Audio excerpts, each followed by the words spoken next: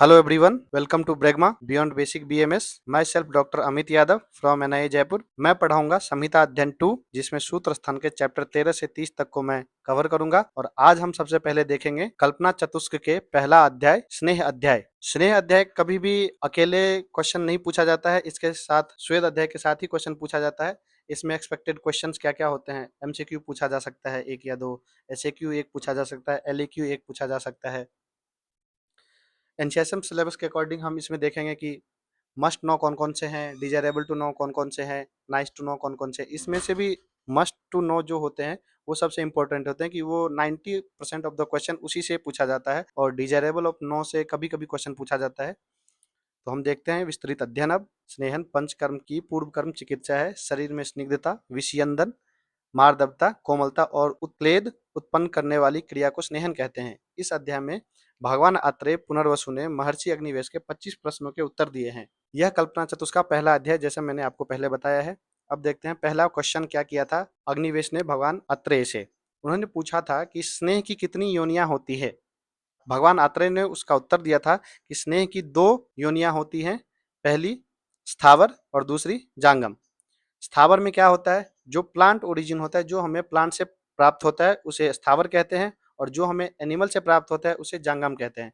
जैसे प्लांट से हमें क्या प्राप्त होता है, तिल तेल, एरंड तेल, सरसों तेल, बादाम का तेल, अखरोट आदि, ये सब हमें प्लांट से प्राप्त होता है। और जांगम यानी एनिमल से, जानवर से हमें क्या प्राप्त होता है, दूध, दही, घृत, मांस, वसा, मज्जा, ये सब हमें एनिमल से प्राप्त होता है। तो इसका ओरिजिन एनिमल होता है जिसे जांगम कहते हैं। अब आगे देखते हैं श्लोक। सर्वेषां तैलजातानां तिलतैलं विशिष्यते बलार्थे स्नेहने चा एग्रम एरंडम तु विरेचने। अब इसको तोड़ के एक एक का मतलब देखते हैं क्या होता है। सर्वेषां तैलजातानां, तैल के सभी वर्गों में, तिल तैलम विशिष्यते बलार्थे स्नेहने, शरीर में बलवर्धन और स्नेहन के लिए सबसे जो विशिष्ट तेल होता है वो होता है तिल तेल। तिल तेलम विशिष्यते, तिल का तेल सर्वश्रेष्ठ होता है शरीर में बलवर्धन और स्नेहन के लिए। उसी प्रकार च अग्रेयम एरंडम तु विरेचनय, विरेचन कर्म करवाने के लिए एरंड का तेल अग्रेय अर्थात सर्वश्रेष्ठ होता है। तो यहाँ से हम 2 चीज देख रहे हैं कि तेल में सर्वश्रेष्ठ कौन सा तेल आता है, तिल तेल, और विरेचन के लिए सर्वश्रेष्ठ कौन सा है, एरंड तेल। ये बात इस श्लोक में बताई गई है। इंपॉर्टेंट श्लोक है, आप याद कर सकते हैं इस श्लोक को। अब हम आगे देखेंगे चतुर्विध स्नेह। जांगम योनियों में से 4 स्नेह मुख्य माने गए हैं जिन्हें महास्नेह भी कहा जाता है। सर्पिस्तैलं वसा मज्जा सर्वस्नेह उत्तमं स्मृतः येषु च एव उत्तमं सर्पि संस्कारस्य अनुवर्तनात्। सर्पि यानी घृत और तैल, वसा और मज्जा, और इन चारों में भी येषु च एव उत्तमं सर्पि संस्कारस्य अनुवर्तनात्, इन चारों में भी जो सबसे उत्तम है वो है सर्पि यानी कि घृत। अब ये घृत ही सबसे उत्तम क्यों है, क्योंकि इसमें एक विशेष कर्म होता है जिसे कहते हैं संस्कारस्य अनुवर्तनात्। संस्कारस्य अनुवर्तनात् यानी कि इसमें संस्कार अनुवर्तन का विशिष्ट गुण होता है। ये विशिष्ट गुण क्या है, इसका यह गुण होता है कि ये जो अपने जो गुण है पहले से इसमें विद्यमान वो तो वो रहते ही हैं, और जो संस्कार के साथ किसी और औषध द्रव्यों के साथ इसे मिलाया जाता है ये उनके गुणों को भी अपने अंदर आत्मसात कर लेते हैं और अपने गुणों को नहीं छोड़ते हैं। जैसा लिखा गया, औषधियों के गुण का ग्रहण कर लेता है लेकिन अपना प्राकृतिक शीत और मधुर गुण नहीं छोड़ता। इसीलिए ये सभी चारों स्नेह में उत्तम सर्पी को माना जाता है। अब चतुर्विध स्नेहों के पृथक पृथक गुण क्या है, जैसे 4 स्नेह हम लोग अभी पढ़े हैं, सर्पिस, तैल, वसा, मज्जा, उनमें सबके अलग अलग गुण क्या है। पहला घृत यानी सर्पी के लिए देखते हैं उसका विशेष गुण क्या होता है। घृतम पित्त अनिलहरम रस शुक्र औजसाम हितम निर्वापनम मृदुकरम स्वर वर्ण प्रसादनम। पहला ही लाइन में आप देखेंगे घृतम पित्त अनिलहरम, यानी घृत जो होता है पित्त और अनिल यानी वायु को शमन करने वाला होता है, पित्त का शमन और वायु का शमन करने वाला। रस शुक्र औजसाम हितम, यानी रस धातु, शुक्र धातु और औज के लिए परम हितकारी होता है। उसके बाद आगे लाइन लिखा हुआ निर्वापनम मृदुकरम स्वर वर्ण प्रसादनम। निर्वापनम मृदुकरम, शरीर के दाह को शांत करने वाला। मृदुकरम यानी कि शरीर में कोमलता लाना, अंगों में कोमलता लाना वाला होता है। स्वर वर्ण प्रसादनम, स्वर वर्ण यानी कॉम्प्लेक्शन में और ज्यादा बढ़ाने वाला होता है, स्वर के लिए बेहतर होता है, हितकारी होता है। तो ये सारे गुण जो होते हैं घृत के होते हैं। अब अगला देखते हैं क्या है, तेल के गुण। तेल में क्या क्या गुण होता है, मारुतघ्नम न च श्लेष्म वर्धनम बलवर्धनम त्वचम उष्णम स्थिरकरम तैलम योनि विशोधनम मारुतघ्नम न च श्लेष्म वर्धनम। इसका मतलब होता है मारुतघ्नम, यह वात को शमन करने वाला होता है, न च श्लेष्म वर्धनम, लेकिन यह कफ को बढ़ाने वाला नहीं होता है, श्लेष्मा को बढ़ाने वाला नहीं होता है। वात को तो कम किया लेकिन श्लेष्मा का वर्धन नहीं किया। बलवर्धनम त्वचम उष्णम, शरीर में बल को बढ़ाने वाला होता है, त्वचा के लिए हितकारी होता है, और इसका जो वीर्य होता है वो उष्ण होता है, इसका वीर्य जो होता है वह उष्ण होता है। स्थिर करम तैलम, शरीर में स्थिरता लाने वाला होता है। तैलम योनि विशोधनम, तैल के गुण होते हैं योनि का विशोधन करना, योनि मार्ग होता है उसका विशोधन करना। ये हो गए तैल के गुण, घृत के गुण हो गए, तैल के गुण हो गए। अब देखते हैं हम अगला वसा के गुण। विद भग्न आहत भ्रष्ट योनि कर्ण शिरो रुजि पौरुष उपचय स्नेहे व्यायामे चेष्यते वसा। विद भग्न आहत, हथियार से बिंधने पर, हड्डी टूटने पर, चोट लगने से, आहत होने पर, किसी भी चीज से आहत होने पर। भ्रष्ट योनि कर्ण शिरो रुजि, योनि भ्रष्ट होने पर, कर्ण में रुजा होने पर, दर्द होने पर, शिरो रुजा होने पर, सिर में वेदना होने पर, इस सब में जो वसा का इस्तेमाल करते हैं तो हमें लाभ मिलता है। पौरुष उपचय, पौरुषता यानी कि इसको बोलते हैं वाइटैलिटी, मतलब पुरुषता, शरीर पुरुषता को बढ़ाने वाला, स्नेहन करने वाला, और जो लोग बहुत अधिक व्यायाम करते हैं उनके लिए वसा उत्तम होता है। अब देखते हैं मज्जा के गुण।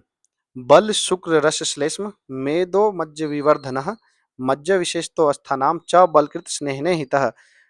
बल शुक्र श्लेष्म मेदो मज्ज विवर्धनम, बल शुक्र रस कफ मेद और स्वयं मज्जा धातु को अत्यधिक बढ़ाने वाला होता है। मज्जा विशेष रूप से अस्थियों को मजबूत करने वाली होती है, स्नेहन के लिए हितकर होती है। ये सारे सर्पी, तेल, वसा, मज्जा के गुण हो गए। अब इसके आगे हम देखेंगे स्नेहपान का काल और अनुपान क्या होता है। स्नेहपान कौन सी ऋतु में करते हैं, उसका अनुपान क्या होता है। तो एक श्लोक है यहाँ पे, सर्पि सर्दी पातव्यम वसा मज्जा च माधवे तैलम प्रावृषि न अत्य उष्ण शीते स्नेहम पीवने रह। शरद ऋतु में, जैसे कि हम लोग जानते हैं, शरद ऋतु में पित्त प्रकोपित रहता है, तो उस समय सर्पी यानी घृत में गुण हम पहले ही देखें, घृतम पित्त अनिल हरम, घृत जो होता है पित्त का शमन करने वाला होता है। तो शरद ऋतु में कौन सा हम लेंगे स्नेह, घृत सर्पी, सर्पी लेंगे शरद ऋतु में। वसा मज्जा च माधवे, वसा और मज्जा माधव ऋतु, यानी माधव बोलते हैं वसंत ऋतु को, वसा और मज्जा वसंत ऋतु में लेंगे। तैलम प्रावृषि, तैल का पान, प्राविट, वर्षा के आरंभ को प्राविट ऋतु बोलते हैं, वात समन करने हेतु लेते हैं, क्योंकि तैल के गुण में हमने पहले ही पढ़ा था, मारुतघ्नम न च श्लेष्म वर्धनम, मतलब यह वात का समन करने वाला होता है। अत्यधिक गर्मी या अत्यधिक सर्दी में कभी भी स्नेहपान नहीं करना चाहिए, ऐसा यहाँ श्लोक में लिखा है, ना त्युष्ण शीते स्नेहम पीवन्नः। जैसा कि हमने ऊपर यह देख लिया है कौन से ऋतु में कौन सा स्नेह लेना चाहिए, किस काल में कौन सा स्नेह सही रहता है, लेना चाहिए। उसके बाद अब हम देखेंगे किस स्नेह के साथ कौन सा अनुपान लेना चाहिए।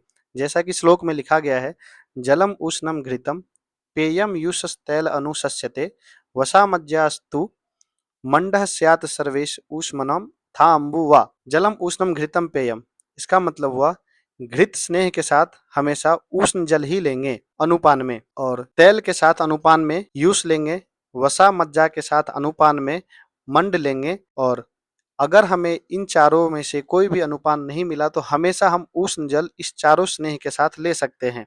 एक बार मैं फिर बता दूं, घृत के साथ हमेशा उष्ण जल लेंगे, तेल के साथ हमेशा यूष लेंगे, वसा और मज्जा के साथ हमेशा मंड लेंगे, और इन तीनों में से कुछ नहीं है तो हम उष्ण जल सभी के साथ अनुपान में ले सकते हैं। ये हो गया हमारा अनुपान स्नेह के लिए। उसके बाद स्नेह प्रविचारना। स्नेह हम पान कैसे करते हैं, स्नेह पान दो तरीके से कर सकते हैं। पहला अच्छ स्नेहपान और दूसरा प्रविचारना। अच्छ स्नेहपान का मतलब होता है जब हम किसी भी आहार या किसी भी विधि के द्वारा उसके साथ न ले, उसका केवल और केवल सिर्फ और सिर्फ स्नेह का ही पान करे, तो उसे हम कहते हैं स्नेहपान, अच्छ स्नेहपान। और जब उसे हम किसी न आहार या विधि में डालकर लेते हैं, जो लोग सीधे स्नेहपान से द्वेष करते हैं, उनके लिए यह प्रविचारणा का विधि होता है। अब प्रविचारणा कितने होते हैं? प्रविचारणाएं टोटल 24 होती है।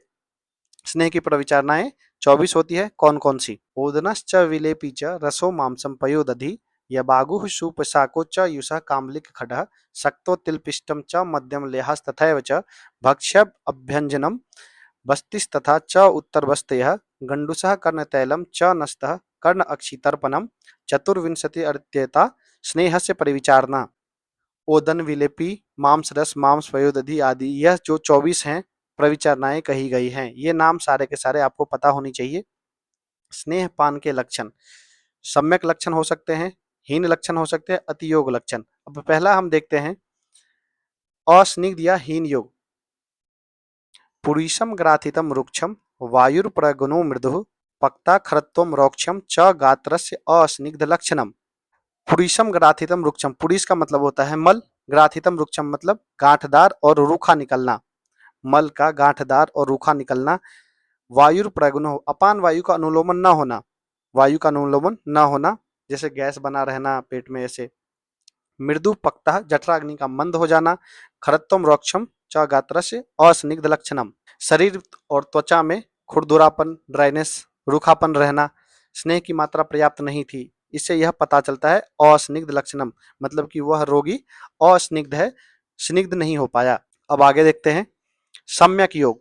हमें कैसे पता चलेगा कि वह सम्यक योग हो चुका है?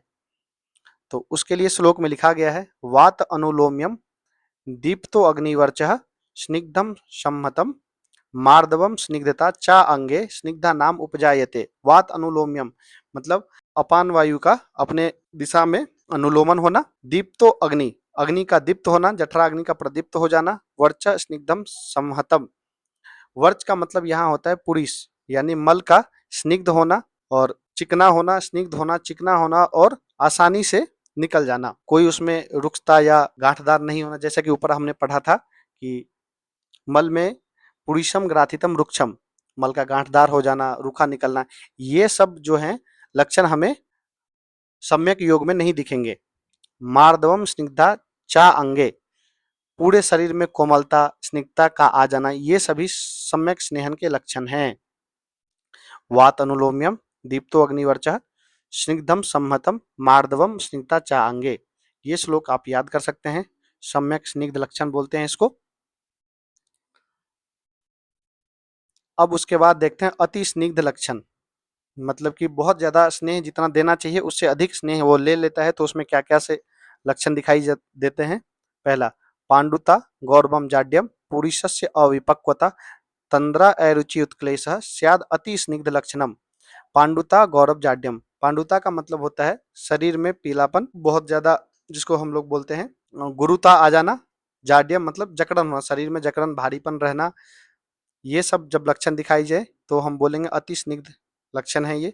पुरुषस्य अविपक्वता, पुरुष का मल का आम के साथ आना, सही से पाक न होना मल का। तंद्रा अरुचि उत्क्लेश, तंद्रा होना, अरुचि होना, जी मच लेना, जिसको उत्क्लेश बोलते हैं, या अत्यधिक स्नेहपान के लक्षण हैं। स्नेह मात्रा और उसका उपयोग। आचार्य चरक ने पचने के समय के आधार पर स्नेह की मुख्य 3 मात्राएं बताई है। यह कैसे मात्रा कैसे डिसाइड होती है? रोगी के बल, कोष्ठ और अग्नि की परीक्षा करने के बाद ही मात्रा का निर्धारण किया जाता है। जैसे मात्रा 3 होते हैं, प्रधान मात्रा, मध्यम मात्रा और हर्ष मात्रा। प्रधान मात्रा किसे कहते हैं? वह मात्रा जो 24 घंटे में पच जाए उसे प्रधान मात्रा कहते हैं, और वह मात्रा जो 12 घंटे में यानी कि पूरा दिन में पच जाए उसे मध्यम मात्रा कहते हैं, और वह मात्रा जो 6 घंटे में पच जाए उसे हर्ष मात्रा कहते हैं। ये प्रधान मात्रा किसे दे सकते हैं, मध्यम मात्रा किसे दे सकते हैं और हर्ष मात्रा किसे दे सकते हैं? तो ये देखिए, जो नित्य स्नेह पीने के अभ्यस्त हैं, भूख प्यास से सहने वाले हों, क्रूर कोष्ठ वाले हों। क्रूर कोष्ठ आगे देखेंगे कोष्ठ क्या होता है, गुल्म सर्पदंश उन्माद आदि के व्यक्ति रोगों के लिए श्रेष्ठ होता है। मध्यम मात्रा, मध्यम बल वालों के लिए, मृदु कोष्ठ वालों के लिए मध्यम मात्रा देंगे। हर्ष, जो सुकुमार हैं, मंद अग्नि वाले हैं, व्यक्ति हैं, जीर्ण, ज्वर और अतिसार से रोगी हैं, यानी कि उनका बल कम है, यह मात्रा बिना नुकसान पहुंचाए ही आसानी से पच जाती है, इसलिए इसे वो हर्ष मात्रा कहते हैं। तो आपने देख लिया यहाँ पे 3 मात्रा है, प्रधान मात्रा, मध्यम मात्रा और हर्ष मात्रा। किन किन लोगों को दिया जाता है और कितना समय लगता है इसके पचने में। अब आगे हम देखते हैं अच्छपेय और सद्य स्नेह। अच्छपान मैंने जैसे कि पहले ही बताया आपको। अच्छपेय क्या होता है? जब स्नेह के बिना किसी अन्य या द्रव्य जैसे नमक, दाल आदि में मिलाए बिना ही शुद्ध रूप में पिया जाता है, यह स्नेहकन का उत्तम और तीव्र तरीका होता है। बिना किसी और आहार द्रव्य के साथ जब लेते हैं हम, तो इसे अच्छपेय, अच्छपान कहते हैं। और देखिए सद्य स्नेह क्या है? तुरंत स्नेहन के लिए जब हमें पंच प्रसृतिकी पेय का उपयोग करते हैं, जिसमें 1 प्रचित्र घी, 1 प्रसृत तेल, 1 प्रसृत वसा, 1 प्रसृत मज्जा और 1 प्रसृत चावल का चूर्ण इत्यादि मिला के लेते हैं, तो सद्य स्नेह हो जाता है। स्नेह योग्य एवं अयोग्य पुरुष कौन है? स्नेह के योग्य पुरुष कौन है? जिन्हें स्वेदन या पंचकर्म करवाना हो, पंचकर्म जैसे वमन, विरेचन आदि करवाना हो, उसे स्नेहन हम करवा सकते हैं। रुक्ष शरीर वाले और वात व्याधि से जो पीड़ित हैं, उन्हें करवा सकते हैं। जो नित्य व्यायाम करते हैं या रोज जो ड्रिंक करते हैं, मद्यपान करते हैं, उनका ऑलरेडी शरीर रुक्ष हो जाता है। वृद्ध लोगों में, बालक में और कृष जो कमजोर हो चुके हैं, उनमें हम स्नेहन करवा सकते हैं। स्नेह के अयोग्य कौन कौन है? जिनके शरीर में कफ और मेद अत्यधिक बढ़ा हुआ हो, अति स्थूल हो, जो बहुत मोटा हो, जिन्हें रुक्षण कर्म कराना हो, मंद अग्नि से पीड़ित हो, तो स्नेह को पचा ही नहीं पाएगा ना। ज्वर हो, तरुण ज्वर, अतिसार। तरुण ज्वर में क्या होता है? अग्निमंद होता है, तो यहाँ पे भी वो स्नेह को पचा नहीं पाएगा।